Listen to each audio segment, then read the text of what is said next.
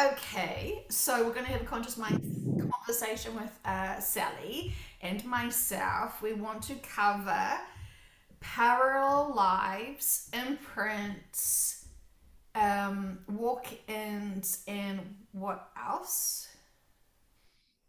Mm, I think those are all my questions. Okay. And so a question I had on Sunday in a little spiritual gathering that I'm now enjoying, spending my Sundays doing with some fantastic humanitarians here in my little town. Um, that popped into my mind: if your parallel life got sick, would you? Sometimes when we think, why do I have a cold now, or something, something, and it reminded me of a session I did where the client, she knew that one of her parallel lives was dying, and it was very interesting experience. And I just sort of thought, I wonder if, because this is what led me to it. Sorry, you can say hi before I just want to log in. Hello, everybody. It's Sally. Oh, I'm so privileged to be able to see you and just know you're real and special and wonderful. Anyway, where was I going with this? Oh, I think I might have forgotten. That Oh, might. you were doing a session, and a lady was having a death scene, or she's experiencing the death of a parallel life. Yes, yeah. Mhm. She and it was it was of course it was her suspicion, but she just thought that was just absolutely nuts. And it was confirmed in the session that it was, which was extraordinary. And Sally, you know how there's been such intensive energies on the second of January here. I was feeling this massive wave of energy as if almost I was drunk or drugged, but I knew I was neither. And it was so intensive, I had to make a joke with a friend about maybe my parallel life is getting is in a different time zone celebrating uh, New Year's Eve, and I'm feeling the effects of it. And that made me laugh because it was, Hangover. yeah, yeah, completely blottoed. But if our other lifetimes that we've lived, our past lifetimes, because the energy of the frequency of the planet is expanding at such a rapid rate, we're all starting to recall our other lifetimes and our other triggers and our other inner work. So could it be said that it would make great sense if we also were more connected to our parallel lives? Yeah, kind of like how they're saying like the veil starts to thin more and more. Mm-hmm. Yeah. Yeah, yeah. And I wonder I wonder if, say, for example, when you do a quantum session and the practitioner doesn't ask or expand on those questions, is this an impact from a parallel life? I wonder how the subconscious would explain it. Um, hmm, it could be then perceived as a different lifetime, not a parallel lifetime. Wow. Huh, that's really interesting. And it's hard to wrap my mind around this, honestly. Mm-hmm. And I don't even quite understand like the definition of a parallel life because it's like if there's multiple people. So could you just explain like a little bit of like maybe break down like the basics of what it is? Like, is it like fragments of ourselves? Mm-hmm. How I understand it, me still being very 3D in my 3D body, um, how I understand it is the Russian doll analogy. And then, so we break away from Source being the biggest Russian doll to have an experience of a slightly smaller Russian doll, and they have fun, but then they want to have different experiences, and each time they sort of break into smaller, smaller, smaller pieces and fragments and smaller little Russian doll forms. That is, you're going down in density So the smallest little baby Russian doll, or those stacking nesting dolls, whatever you want to call them, that's us. It's a representation of us.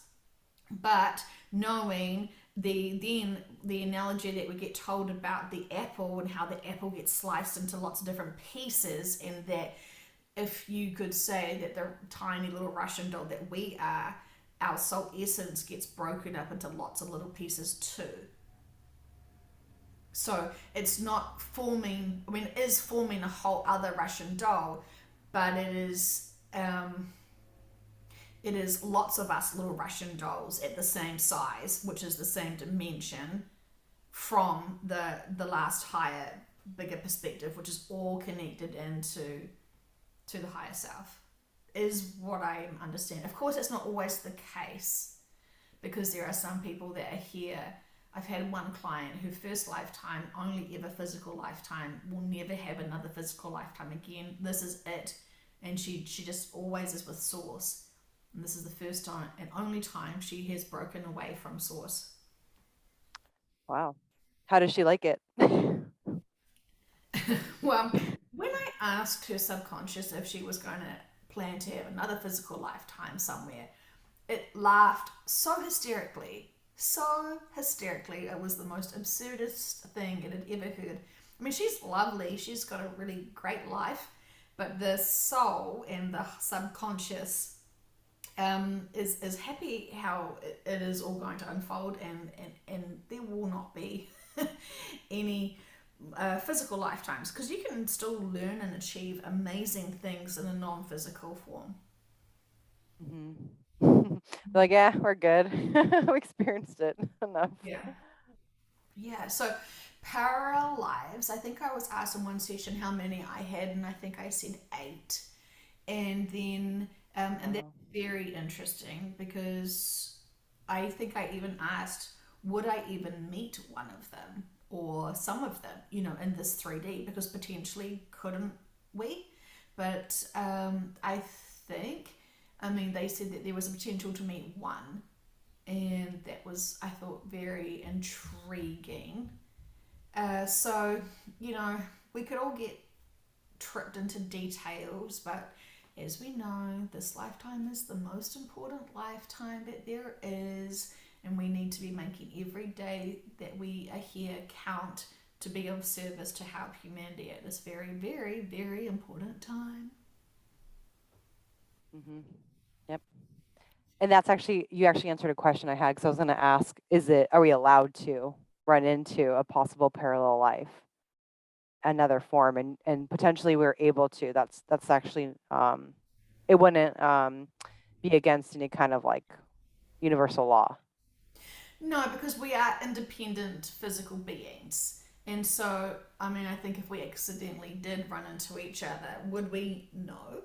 Would we? Because the whole premise of having parallel lives is to have different experiences. So, the parallel lives that I have explored extensively, quite different lives, different countries, different experiences, and so maybe someone has heaps of kids in one parallel life, and then another parallel life they don't want any. So it is super purposeful. If you're pissed off you're not a millionaire, it's probably because your parallel life buddy got it. No wonder I dream about that. I dream about having mansions, but I wake up without one. Yeah. My parallel life buddy is skinny and fantastic and really fit, loves running. Oh, that reminds me of so I'll see if I can I will see if I can share this, because briefly, I hope I'm not getting too off topic, but my January the 1st was an extraordinary day. I did a full session with a woman who lives around the road from me. Our courier confuses our names and our numbers very often, and so I often get a lot of her parcels. And so we've sort of talked a little bits, but what do you say over a misdelivered box? And but we've had some small little laughs and stuff. And then the other day, I think it was like the 30th of December, I got a box, and it was like a sports fit box, and I was like, oh my god, is this a sign from the universe? I've got to start thinking about something. And to my joy, it wasn't for me, thank goodness.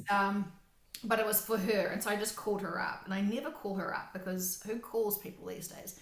And then I just asked her, as part of a joke, what's in this box, and is it good enough to steal? And she thought it was really funny, and then she sort of shared with me. I mean, it's none of my freaking business what's in her box. Like, you know, she's an adult. She can buy whatever she wants. I shouldn't be judging. But I just kind of felt like this has happened so many times, and they keep saying everything's purposeful. Whoever comes into your life and who is constantly in your life, they are the people you are supposed to be serving for humanity. As part of your mission to help these people, they're very, very, very significant. And so she's saying to me, oh, it's this protein powder. I've put on heaps of weight since my accident. And I was like, tell me more. And then she was saying, and this is the reason why I'm telling you this. She was saying that she was at the gym and she fell at the gym using one of those exercycle things or some equipment that is obviously a lethal weapon and should never be used. And this is why the gym is dangerous. So I'm keeping myself safe. Anyway, I'm joking. I know that that's really good. I mean, being physically fit is very, very, very important. Anyway, um, and so yeah, she had this accident in quite some time ago, sort of 6 months ago. And what has impacted since is that she's lost quite a bit of her vision. And so she was sort of saying it's really quite hard because she can't really drive, and she can't drive. She's not supposed to drive at all, and she hasn't been able to go to work. And I just was like, oh my gosh, like this is the reason why we've been talking and been in contact. I've been needing to help you. And what have we just been hearing constantly in sessions? But hey person that I keep getting your courier parcels for, let me do something really crazy with you. I hope you understand past lives, and I hope you're in for a ride of your life, because for some reason I think the universe wants me to do a session with you. So Mm, yeah. anyway, I just was quite concerned for her, and I said, well, what have you been doing to try and fix it, to help? And she sort of said, oh, they thought I'd had a stroke, and they thought I had done this and this and this. And she's kind of like, she just said, I'm desperate for anything, because she's not old. She's in her mid 30s. And honestly, I was like, I know I can help her. I know I can help her figure out the purpose and the lessons for this, and be able to learn from it, grow from it, and then not be impacted by this. And if I can't help her, we're going to find out why. And like, is it a life contract that she is going to just continually lose her eyesight, where she will be completely blind? Obviously, I can't judge, because we know people have had life contracts to be blind, to be able to have a greater connection to other senses. So I just wanted to help her out, and I realized I need to get over my fear of telling someone in my community how how interesting this work is. And I had no idea if it was if she was a complete believer of a different religion or something, something, something. So I had to just kind of be really gentle with the conversation, but I faced my fears. And I sort of said, you don't have to believe in. I was like explaining to her the session. I was like, you don't have to believe in reincarnation. It's totally fine if you don't. I'm not trying to convert you. And I did this whole like really soft disclosure conversation about what these sessions are. But I keep saying we'll be able to talk to your guides, or whatever you want to call them, to be able to help you to understand what you were supposed to learn from that accident, and that now this visual impact. And I said all of this stuff, and then she was like, okay, cool, well, I'm spiritual. And I was like, oh. Like, whew. Of course she is, right? Because this is the reason why the universe has pushed us together. And so Mhm. not only did she get her full eyesight back after the session, but she got some incredible other lifetime experiences, which she then researched and loved to have all of that solid proof that this, whatever this work is very, very valid and very real. And and I love this so much for her. But of course, what does she do with this new information? And that's all this, she wants to share it with her friends and family because this is a huge deal. It's like a miracle for her to suddenly have this vision back. And, within, with it is a lot. And so, of course, they've all thought she's gone a bit crazy. She's now, not only is she seeing, but now she's talking about other lifetimes. And, I mean, that's on her journey, on her path, but she's got so much proof for herself. And this is the hardest thing, I think, with people who have these sessions. It's a personal journey, it's a personal experience, and you can either dismiss your own personal experience as, oh, I made that up, I just wasn't that, I was in that weird mood that day, so I just said a whole lot of random nonsense out of my mouth. Or you have to step up and know there's definitely something to this. And I don't blame people for just dismissing it and going, it's just too much of a coincidence. I can't deal with this right now. I'm going to put the session away in the back of my mind, and I'm just going to live normally. Yeah, because then it's real. And just from my own personal experience, going through the sessions and gaining this kind of information, your 3D world does change. And I mean, I always think positively because it gives you answers, it heals. But yeah, your world does look different. And I think some people are maybe not quite ready for it yet. They just don't want things to change. But it's like profound knowledge of what's really going on, which I like. Ultimately, like, everyone wants to be awoken to the truth and understand everything, and people love to be, feeling proud about themselves that they know more than others in terms of, the awakening and, the agendas and stuff. But it's next level to awaken to this information because, I mean, you could say in a beautiful summary, hopefully that doesn't trigger people, it's the death of your 3D perspective and mindsets. Totally. Yes. Yeah. Mhm. I was half listening to a session I did that described and explained the difference between a third dimensional mindset, a fourth dimensional mindset, and a fifth and above dimensional mindset here in the third. Um, I only sort of half skipped through it. I probably should go back and listen to it, so I can't even tell you the differences. But it's there. It's actually one of those rare sessions that's labeled, and I just thought it's a really good perspective because the higher your mindset goes, the more you drop the fear, the more you stop focusing and obsessing and looping on the fear and the lack, and the more you start trusting things are going to have to change for the good because this cannot continue on, knowing that we are protected with guides, knowing that this planet is protected, knowing that our own life contracts are being impacted. um, it was a really good good information that I remembered that I need to listen to again. But the more high perspective we have and the more bigger mindsets we have, the more we're not going to loop and be afraid of the small details. People still ask me in sessions about financial abundance, and it kind of reminds me, if you have faith in your teams and you have faith that you're living out your life contract, you could either manifest lack because you're constantly focusing on lack of money, or you can accept the fact that potentially you have a life contract to enjoy and master. Well, master, I need to change that word. I think I say that often.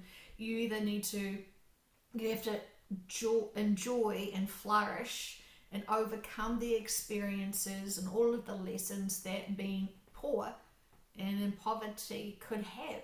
Lots of people are afraid of being homeless, and I think, well, what are you afraid of? Not having comfort? Because sometimes we're so distracted in the 3D, we need to have our comforts removed because it's just a distraction. We're not focusing on what really, really matters. Hmm. Yeah. And sometimes it's people who have, a lot of extra stuff and extra money, um, don't devote their attention to much else. It's more a pursuit of material items too. So it's almost like I could actually say in a way it's like a blessing, because sometimes I feel like it's more responsibility to have actually all that money, really. Um,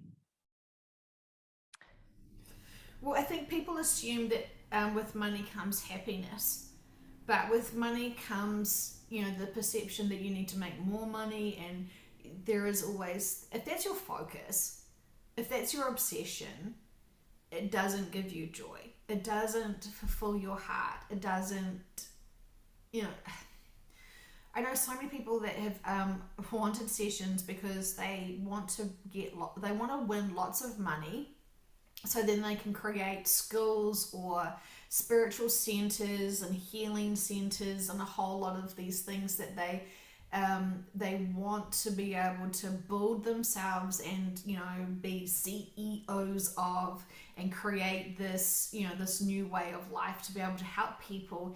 And I think that all you're focusing on and all you're working through is the belief system that you need to have a property to be able to start doing spirituality. And how did that work for religion? yeah, yeah. And they can also start helping people too, in other ways without needing a whole lot of money or an actual center to do it in. Mm. But usually, people who want to build something, to build a physical, like, temple, they want to be the leaders and the influencers, and they want their followers to pay them and to be able to help them with this money. And I kind of just think, at what point is it one of those sayings that someone rich was like, I don't get out of bed until I make it, I won't get out of bed for a job unless it's $1 million or something like that. It's kind of like, at what point do you want to be a humanitarian? When you've got a big hall full of thousands of people? Is that when you're going to start? Is that when you're going to start leading? Is that when you're going to start sharing? Is that when you're going to start being a compassionate humanitarian? Or does it start off small? Does it start off with one-on-one conversations that lead to having more conversations and more connections and friendships?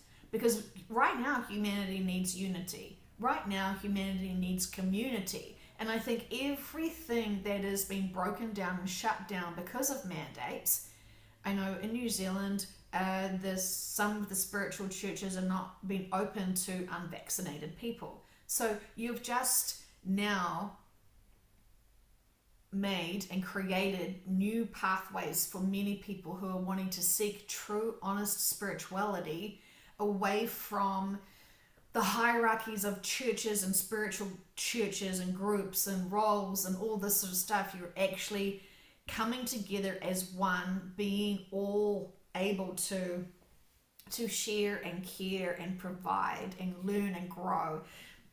And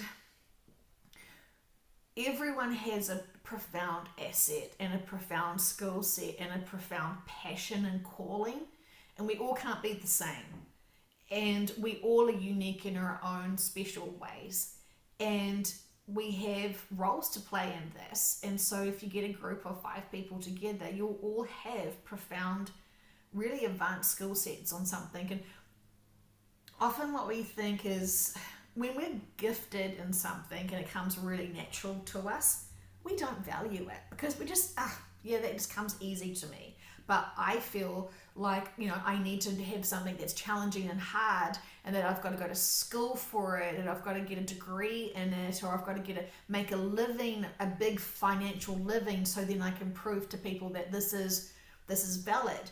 Whereas most people, when I ask, what is their true passion? What is their true calling? Subconscious help us. What is their true joy?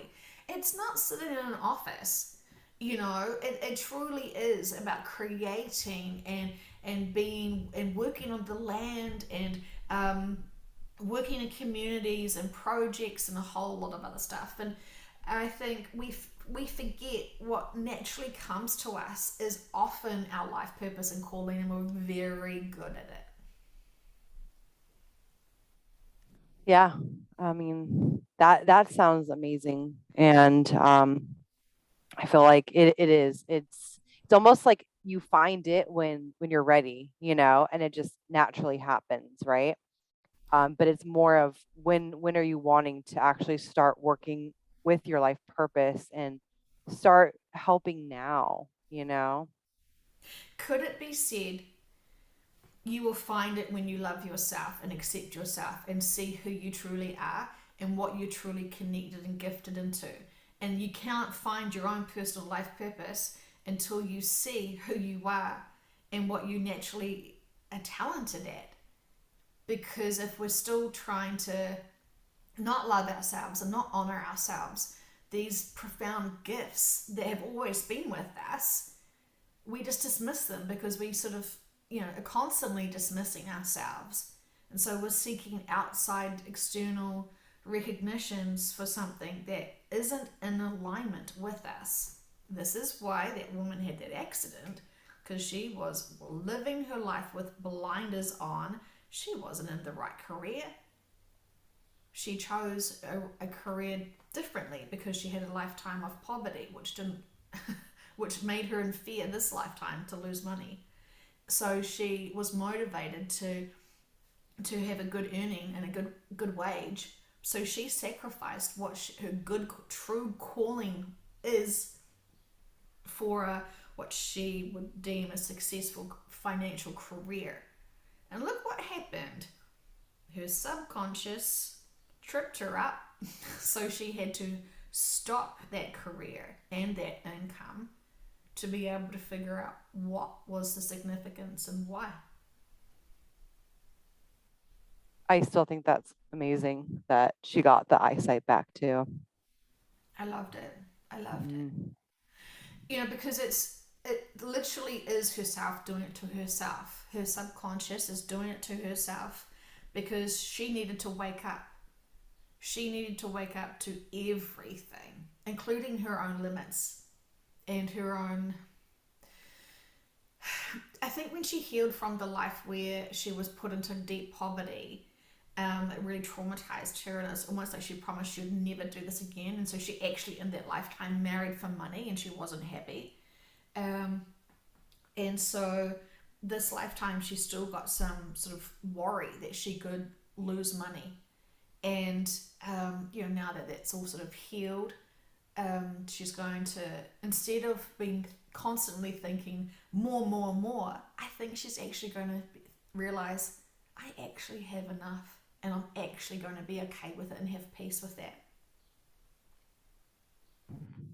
That's amazing. I love it. I love it. Yeah. So, um, okay, and so then imprints, as we've discovered, you can have partial imprints. So your soul, who is not assigned to a body, can jump into a body and live with that body and have those life experiences for an undetermined amount of time that is purposeful for the lessons of that soul. I know that there are that souls come in and they are just passengers. They don't come and muck around stuff, but they're just observing, feeling all the emotions and experiencing it without sort of taking the driver's seat. I know that there can be many soul essences within one physical body, which I know people feel a bit creeped out about because they want to own their bodies just for themselves. But ultimately, there is, it's all agreed upon. You're not possessed. The subconscious is watching you, and you know, they may need to have an experience where they can overcome the same thing. So instead of having a full reincarnations to pay back some karma or have an experience or something, they are having a unique opportunity to be able to have a walk-in situation, learn those lessons, and when they are complete, they will move on. Hmm. So you're okay. So let me make sure I got this right. Mhm. So with a imprint, let's say my soul is in my body and the imprint wants to walk in. My soul is also still in the body, but that imprint is also with me now too. Um, so the um, so imprints and walk-ins are different. So I was just explaining that walk-ins can come in and out and not have to have a complete walk-in, walk-out situation. It can be an added soul coming into the body to experience it, and then when they need to, they can leave. They don't have to be fully born again. So that's a walk-in situation. I believe an imprint would be a full lifetime. A full lifetime of being in the vehicle's body, experiencing it. No, an imprint, you don't experience it at all. It's already been done, and you are Hmm. wanting to have that complete life experience. But now I'm thinking, well, is it possible to have an imprint of a partial life experience? Say what the a smaller soul version, a smaller walkout situation had. Um, I guess anything's possible. I just want to feel into this. The significance of having a full imprint life is the complete lessons and experiences of that entire lifetime. And so many advanced beings who wanted to come here to be able to be of service, they would have picked up a lot of imprinted lives to be able to leave impressions upon them while they are experiencing their, shall we say, current lifetime now. And the vehicle is channeling us because she was like, wait a minute, I am confused now.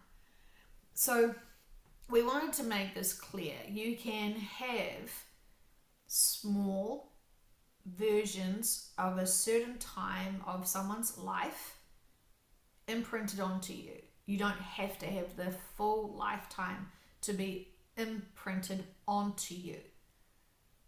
It can be done. It is like saying you may not need to see the whole movie to appreciate the love scene. And so you may just need to have the love scene in that lifetime, in that movie, to be able to learn and grow from those lessons. And so you often have walk-ins and walk-outs all the time. It's higher versions of self, and we know it gets very complicated when you feel like you're just one person, always and forever in this body as it grows older, and you have all of these experiences, and you know the history of your lifetime. You know where you were born. You celebrate your birthday. You are reminded constantly that you are one person, and so it is confusing, but it is significant, the experiences of all lives, as we have said. But many beings want to have the experiences of the imprints, but it is the same as watching a movie with that love scene versus being actually living in that movie and physically having that love scene.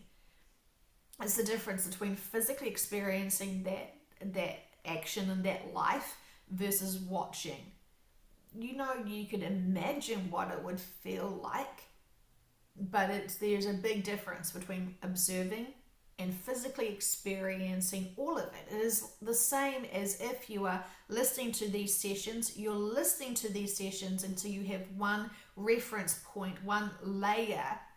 But when you're physically having your own experiences with these sessions, the richness of all of the nuances of the emotions and of the recall and the memories that all flood through, that is what an audience participation member cannot connect in with.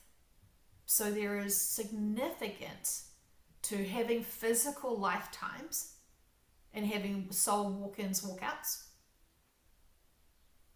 for the physical experiences of those lives. And then to have the imprints, it is downloading parts, partial parts, or full lifetimes for those lessons and experiences. And this is a collective's sharing this information. It is the imprint lives are not are already recorded. You can't change them or manipulate them. You're just learning those lessons and having those experiences of the emotions, but it's already done. You can't re-edit or change the imprints. But when you're physically experiencing them, you can, during the time that you're living those lives and days, you can change. The vehicle is asking, if you have an imprint life that traumatizes you because of those lessons and experiences of that traumatic imprint life, you can heal from that through sessions which would make you feel like you've changed that imprint life, but it doesn't change it. It just changes your perception of it and your mindset to it. If we expressed correctly, and can we help assist you, Sally, with understanding it any further? You actually explained it extremely well. Thank you. You gave me a good explanation of the differences because I was getting slightly confused by them. So thank you. Mm-hmm. You're welcome. It is a complex conversation to have, and it is a great one to have to explore. Uh, we've said this many times, everything is purposeful. And so enjoy what you are experiencing, knowing that you have many, many options for other life events, not just in your 3D, but moving forward. We want to remind people who just can't understand or fathom, why would someone want to choose a challenging exit point? Why would someone want to be hurt, physically hurt? That's horrible. And we want to remind you it's those experiences and lessons. Hardship is only perceived from your three-dimensional minds. But to learn and grow the true nuances of the ways of life and the interactions with each other is profound. When you are when you're higher advanced beings, you don't have this practical, hands-on, hearts-on, tears leaking out of your eyes. These are fun tears. These are upsetting tears. Your body is so entertaining, and it's so significant. And we have tried everything to try and guide people into noticing um, their limitations and their restrictions. And often it's just mindset. You're born with fantastic bodies, most of you, and some who haven't been born with fantastic bodies, it's because of fantastic reasons and lessons and experiences. So just settle in and accept that there is truly, and this is going to be hard for many people to hear, this truly is nothing wrong. Everything is truly balanced, and it is great. But as you know and can respect, many people's life contracts are wanting to experience challenges, are wanting to experience control and manipulation. Of course, there is getting to a point of it being completed and experienced enough for all to learn and grow from. And this is all we would like to say today, given it is a public session. Thank you for the information.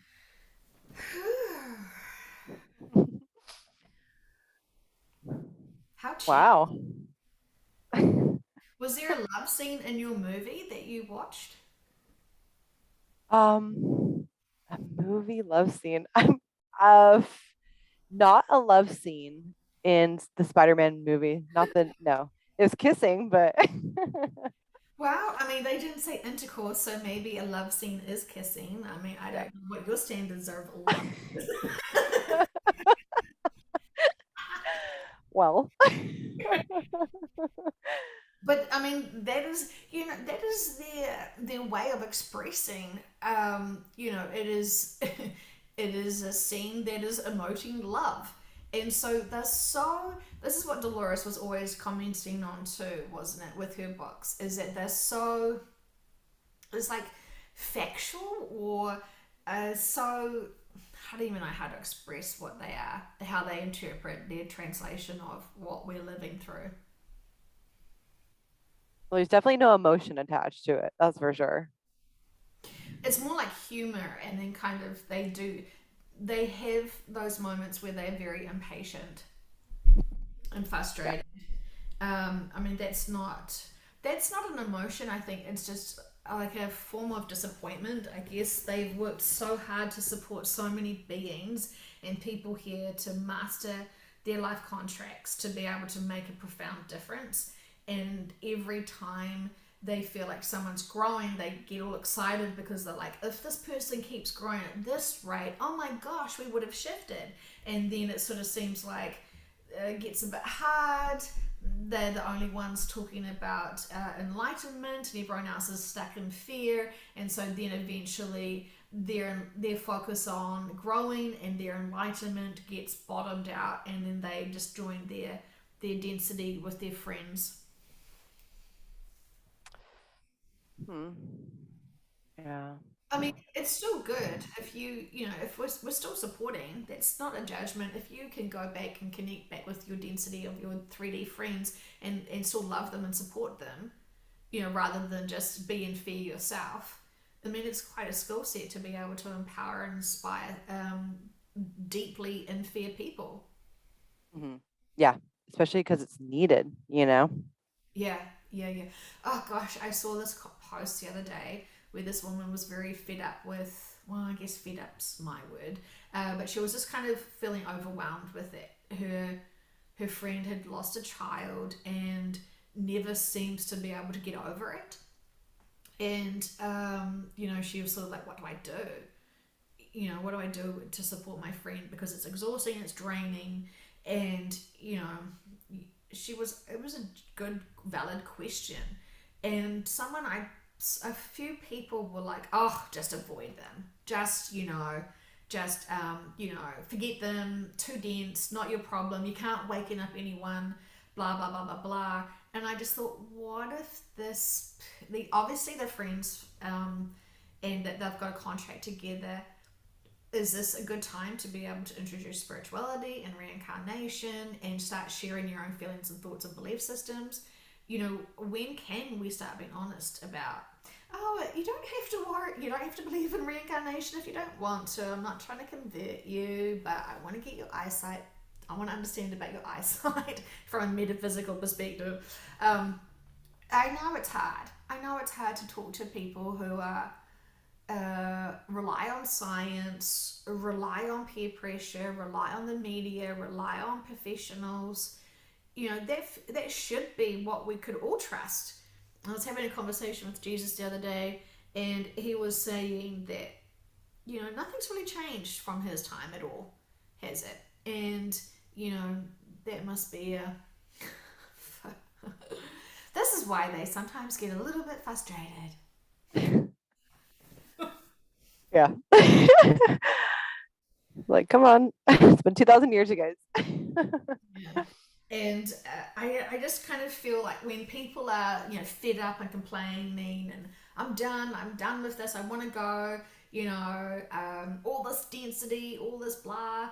And then I can feel the guides going, well, what are you going to do to help us? Because they've tuned us out. You're their physical friend.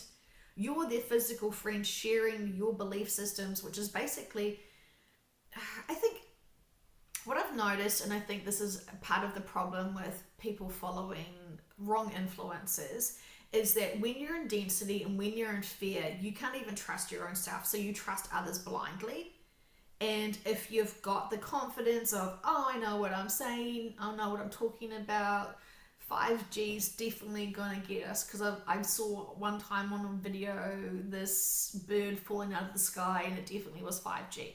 Like, Yes, we know the technology was going to be very, very, very detrimental, and we know that our teams have resolved that and fixed that technology so it's not going to do what it was supposed to do. So I understand, but you have to have some sort of level of trust and faith that our teams are protecting us, and you know, knowing that we've got many other lifetimes to experience if we choose.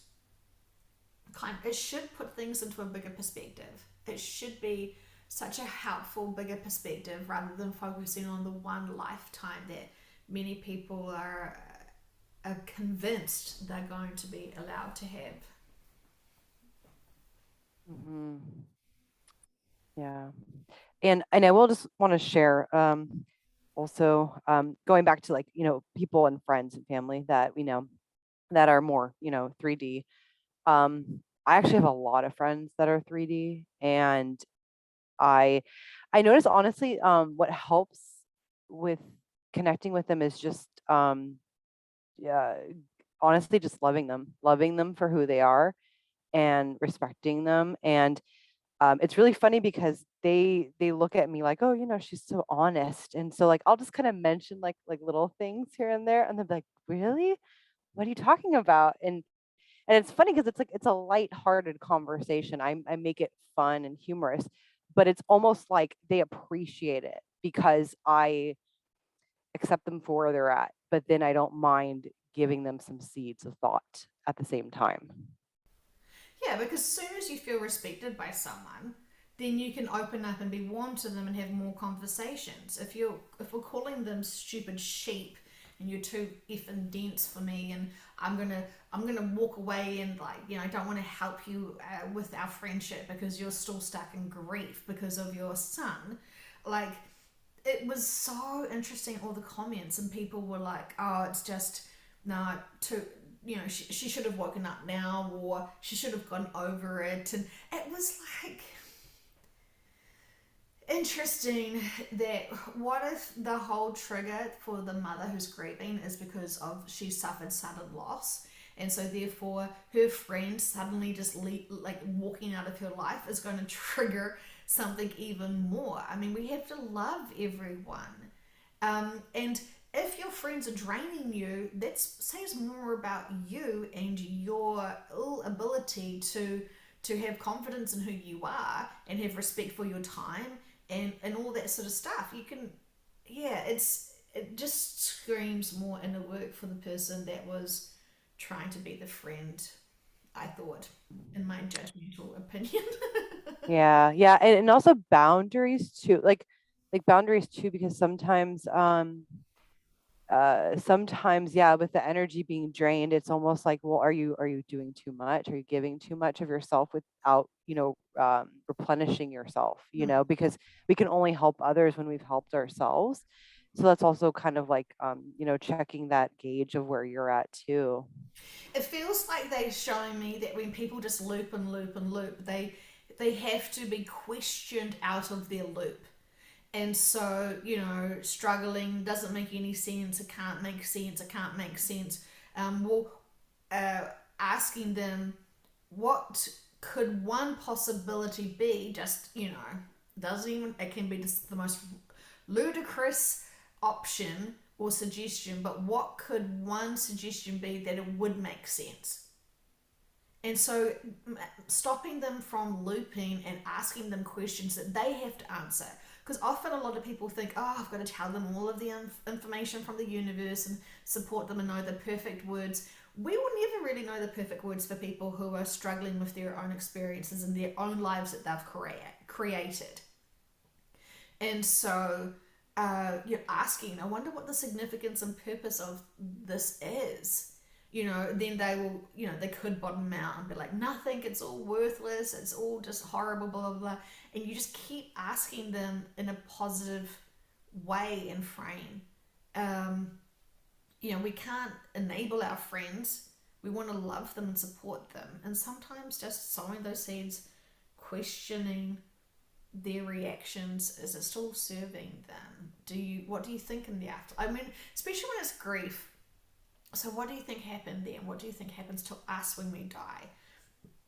It's a huge question. And Often people think, oh, if you believe in reincarnation, it's because you just blindly want to have hope. Well, there's lots of proof that reincarnation's real, lots and lots and lots of proof. But um, how does that look? How do people have to have it looking like for them to be able to prove that reincarnation is real and valid? I mean, these sessions certainly give profound proof of that. But again, it's the individual experiencer of having these sessions knows the proof. Yes, very true. Hmm. So I find it interesting those critics that don't want to confirm the proof. They just want to naysay it and dismiss it with their fantastic egos. And then when you give them the opportunity to experience something, they will not want to have the experience because they're quite comfortable being in judgmental and dismissing it. So that's why everyone should try a session just to experience it. Of course, some people will sabotage their sessions just to prove it doesn't work. I don't know why. I mean, it only gives you healing and it only makes your life better, you know? So, I mean, I think it's kind of, Well, you answered that. They sometimes people love being sick and having problems because they get attention. They don't want to be healed because if they have to heal, then all of the they've created the illness for a reason. So it works for them to offer them healing. How dare you? They are happy in their misery and they are happy with all of their, you know, their so they're in that victim mode and feel sorry for me, feel pity for me. They're seeking out what they aren't able to give themselves. And so if it's attention or sympathy or whatever, they will create it easily for themselves because we're so powerful with our mindsets and we can manifest anything that we set our minds to. yeah, that's, gosh, Of I don't know. Well, of course, the subconscious is like, is allowing us to get and receive our manifestations. So if we keep focusing on that $1 million, they will giggle and be like, settle down, cutie. You can't handle that responsibility. That will distract you. And, you can manifest away and you can write 100 journals and say 1,000 you can buy The Secret and do a freaking vision board. But, if it doesn't serve you, you will not be able to manifest it. You know, Hmm. it's kind of it's that blatant. But I'm not trying to say to people not manifest what you feel like you deserve and want to experience, but definitely ask in a session what your teams want you to be focusing on. And I haven't come across a session yet where the subconscious is like definitely money. They would be fantastic humanitarians if they were filthy rich. They have to win the lottery. So we're going to allow them to win it. Mm, Uh, yeah. Yeah, I mean, yeah, distractions. That would be distractions for sure. Hmm. well, keep them in hope. And I was having a conversation with this woman today about how, some spiritual people use the words and use the cloak of spirituality to pretend that they are connecting into who they say they are. And I mean, there's great responsibilities, and I believe if you're going to call yourself anything, you should be doing that and being that. And a lot of people, it's kind of like being creative with your CV. Well, I own a pen, so yeah, I've written a book. I have a camera, so I'm also a photographer. I have a car, so I'm also a sports car driver, race car driver. I have a pool in my backyard, so I'm obviously an athlete. And then I do cooking, so I am a chef. Like, like being creative with your spiritual CV, I find very interesting and I see it regularly. And it just again screams inner work. But I again feel for those new people who are coming and are trying to explore and learn about spirituality, this is where they've accidentally stumbled onto. Confident people who are actually talking through their lack of inner work themselves. And this is really distracting a lot of people who are actually quite advanced. Often, when people have profound awakenings, it is a full walk in situation. They're here to be of service profoundly. They know intuitively a lot more advanced information. They're here to be of service, and they are wanting to be of service, and so they'll try and find community, spiritualist groups, and then be turned away quite quickly because of the egos and the hierarchy systems and the structures of individual churches. And we know that, I mean, history has told us that not all churches and situations and religions and cults and all that sort of stuff actually profoundly empower humanity. Of course, it's all experiences. I hope I'm not sounding judgmental, but we all have to experience lots of things. And ultimately, right now, most of us are supposed to experience awakening and evolution and really releasing the 3D with much love because we've mastered it all or we've attained all our experiences. Attainment is probably a good word rather than master, because we haven't always wanted to come and master certain things. It's just we want to experience this. It's a smorgasbord. I don't want to eat the whole smorgasbord. I want to nibble and snack. So I guess if you're going to try and master the smorgasbord, that would mean to completely eat the whole thing. And we all think we can. We always think we can. So, you were saying that you're having a lot of body changes, and a lot of other people are noticing massive appetite just dropping. Of course, having some sort of snacks or whatever through this festive season, but a lot of people are noticing profound differences, which is fantastic because it's proof that, again, what we've been told about what's happening to this planet and to us is playing out as we were foretold. Yeah, that's funny too because I just thought of it so random. I was in the break room at work today and I was feeling icky, really nauseous. And I was like, this is totally the proof that the energies are changing and my body is just experiencing it. Oh, Sally, but it's just a state of mind we're shifting to. I don't know. I was like, I don't feel good. You know what? Like, yes, I guess the very first part of your awakening and your enlightenment is journey is expansion of your mindsets. And so you're suddenly removing yourself from the worry and the fear and the lower range of emotions.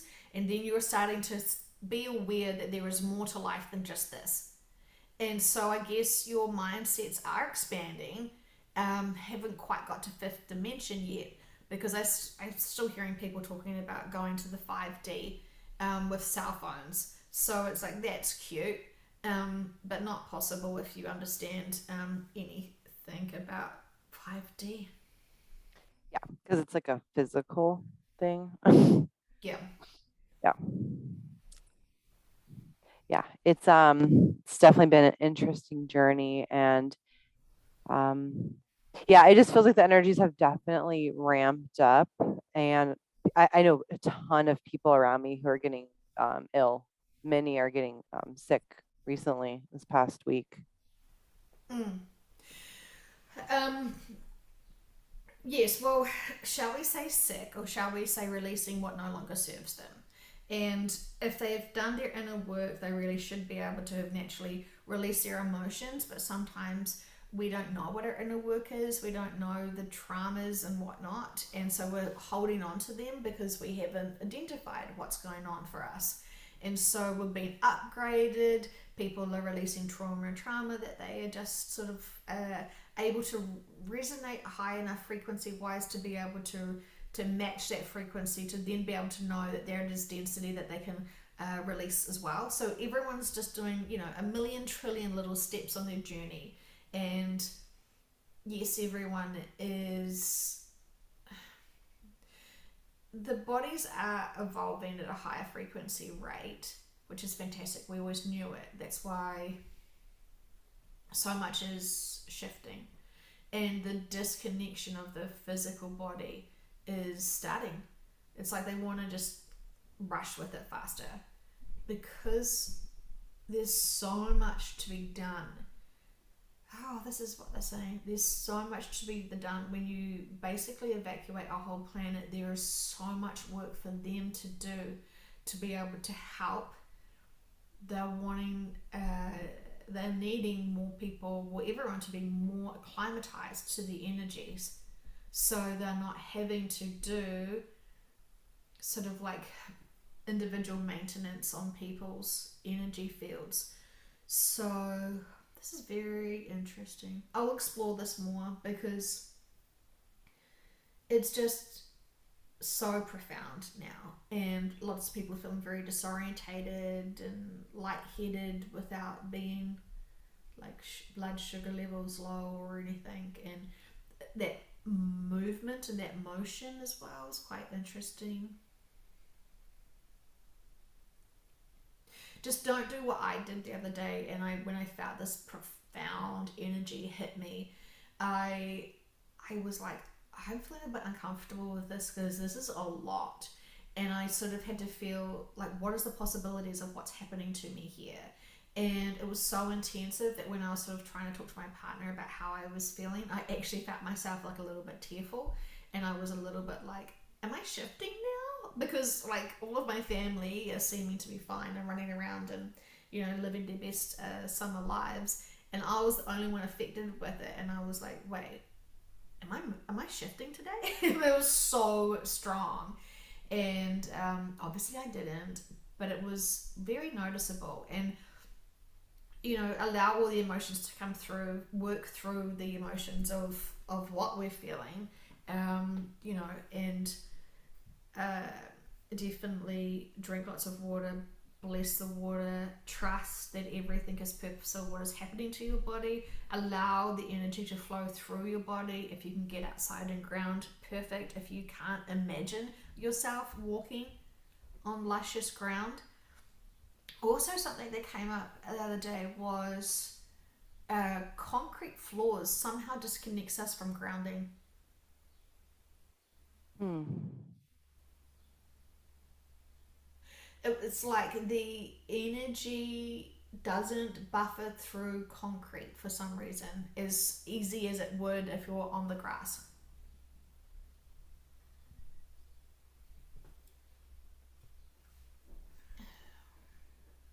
It gets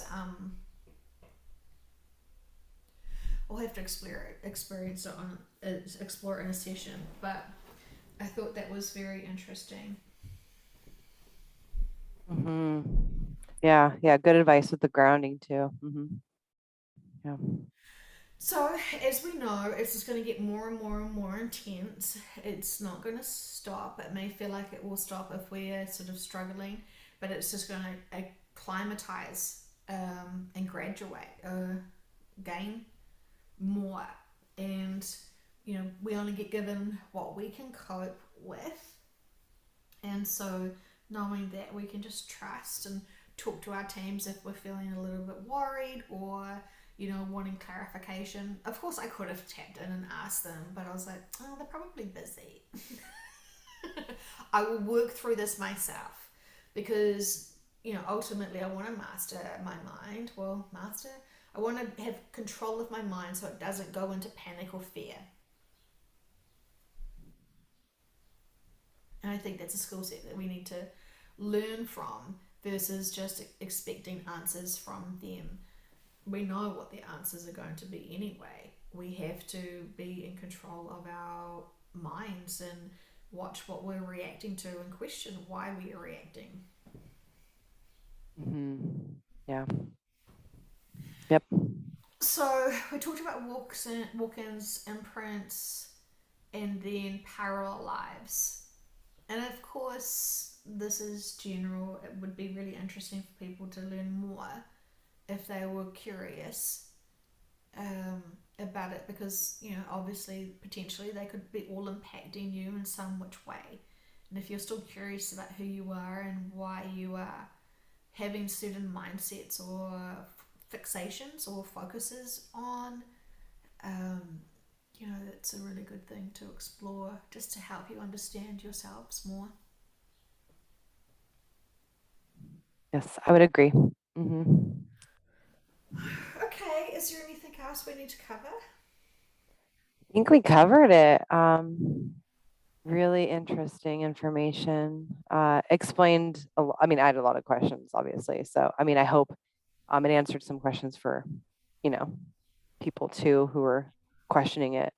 Because I was so confused by all the different aspects. Mm. It's so convoluted. Our little 3D concepts, the tech, I was gonna say the technique and the technology is so different, and but it's their way of life. Say, we're talking to lecturers often, and they're in the seventh to ninth, and what their way of life is, and what they do with their time, and what they do with their lives.